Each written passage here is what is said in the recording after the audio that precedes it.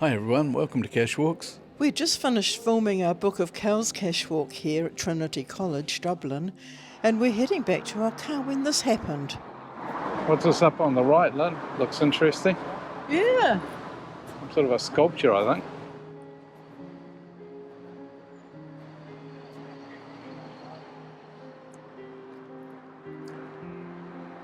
Well, these look interesting.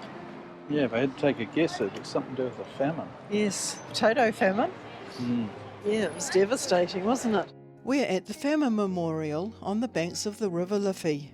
During the Great Famine, over 1 million people died from starvation or from typhus and other famine-related diseases. The artist has created some powerful images here. By the 1840s, almost half the Irish population, particularly the rural poor, had come to depend almost exclusively on the potato for their diet. It was hardy, easy to grow, and was nutritious. Between 1845 to 49, the potato crops failed due to a disease called late blight, which destroyed the crop. The lines in the field here are from the time of the famine, put high on the hills here in the vain hope of avoiding the blight.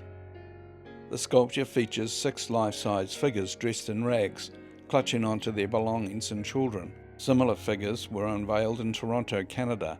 The 2 memorials show immigrants leaving famished Ireland for a new life. Many people during the period of the famine were forced to immigrate or risk starvation for them and their families. Even their dog is suffering. Bare feet, a sign of poverty in Ireland. A poor rural labouring family consumed about 8 pounds of potatoes per person per day, so a crop failure was devastating. By the time the famine ended, Ireland had lost a quarter of its population. I wonder if there's a cache here. Okay. Oh, look, there is. All right, that sounds good. It would be a good cashwalk. It would be. Okay, Let's do welcome it. to Cashwalk, everyone. Yeah. We're in Dublin and we found this interesting sculpture. Yes. And there's a geocache here. There is. It's a multi. So Right. let's see if we can do it, eh? What do we have to do? Right. Let's see.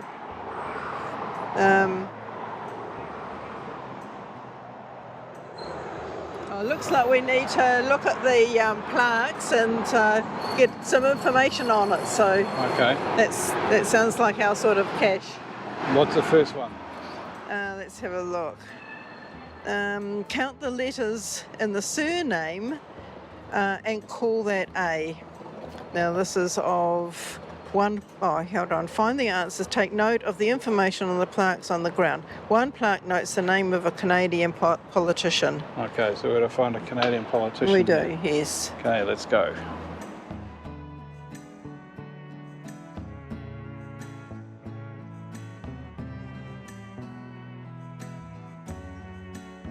We found the Canadian flag. Okay, we found them. Right, now we have to count the letters of the surname, and that's A. Okay. Then we've got to move on to some other ones and get some answers. All right, we'll have a look around.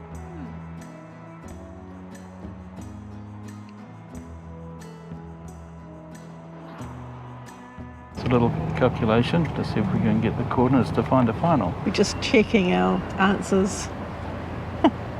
Okie dokie. West 006 14. Right, we're off to find the final. Yeah, it's not far away either. Yeah, it should be relatively easy. Last person didn't find it. Oh, that's a Oh, good no. sign. But we'll give it a go. Well, we found it. Yeah, I that's think we great. can be very proud of ourselves. Yeah. Oh, that's great. A favourite from us. Well, it was good coming across it like that. Yeah, okay. If it's your first cache in Dublin, you receive this souvenir for your profile on geocaching.com. The sculpture is part of the National Famine Way, a 165-kilometre trail that traces the footsteps of men, women and children who were marched from Roscommon to Dublin after they failed to pay their rent due to the famine. In Dublin, they boarded a ship to Liverpool before journeying to North America. The United States and Canada took hundreds of thousands of Irish leaving their homeland during the famine. Near the cache location is the Famine Ship Museum. This replica of the Jenny Johnson tells the story of thousands of Irish people who fled the famine and embarked on a treacherous voyage in the hope of a better life in North America. Some of the immigrant ships were referred to as coffin ships. They were the cheapest way to cross the Atlantic, but death rates as high as 30% were common. The Jenny Johnston was a good ship which sailed during the Great Hunger when coffin ships were common. No one ever died on the Jenny Johnston. Time for dinner and a Guinness in our local pub. Here we came across something a little unusual. Kate's very kindly doing this for us. We haven't seen Guinness Zero before, so... Yeah, they're only new. I think we only got this before Christmas anyway. Or it wasn't even now. I'd say it was March or so. They're new enough though. Right.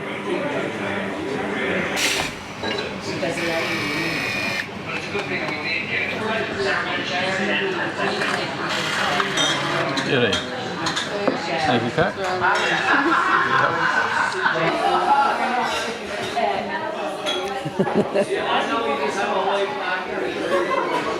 Have to try this. Guinness Zero, no alcohol. Guinness 00 is Guinness without any alcohol. Cheers. Let's see what it tastes like. It looks good, just like a regular Guinness. I'm hoping this will be great. It's not quite what I was expecting. It might take a pint or two to get used to it. Since filming this, we've been told Guinness has installed new taps, and the word is 00 is a good drink, much closer to the regular Guinness. So I must give it a try next time I see it. Cheers. Another regular Guinness is I can walk home tonight. I gave it another go a few days ago, and although it is slightly different, it's a great substitute, well worth trying if you have to drive home or don't want to drink alcohol. Now it's time for dinner. A pizza. Yum. I hope you found Ireland's history as interesting as what we did. And it was great to find a geocache on the way back to our car after filming the Book of Kells Cashwalk. Yes. Yeah, thanks for watching everyone. And don't forget to go geocaching.